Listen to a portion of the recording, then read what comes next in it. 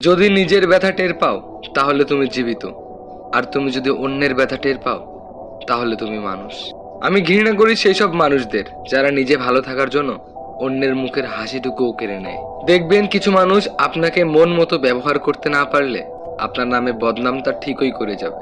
বোকা মানুষগুলো হয়তোবা অনেক বিরক্ত করতে জানে, কিন্তু সেই বোকা মানুষগুলো কাউকে ঠকিয়ে চলে যাওয়াটা জানে না। আসলে বদলে যায়নি, আগের মতোই আছি, পার্থক্য একটাই, আগে অন্ধ ছিলাম, এখন শুধু দেখতে শুরু করেছি।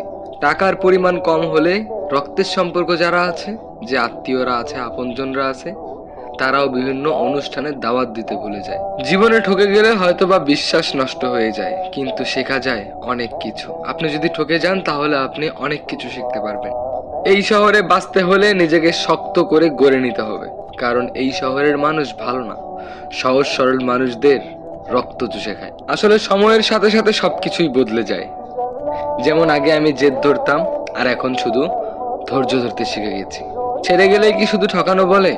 না, পাশে থেকে অভিমান করাকেও ঠকানো বলে।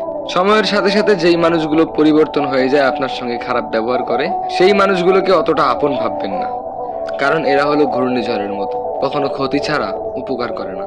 সত্য বলার কারণে যদি তোমার চারপাশের প্রিয়জন সরে দাঁড়ায়, তবে একটা কথা ভালো করে মনে রাখবে, এতদিন তুমি আবর্জনাগুলোকে আগলে রেখেছিলে, এখন সেগুলো নিজ থেকেই চলে গিয়েছে।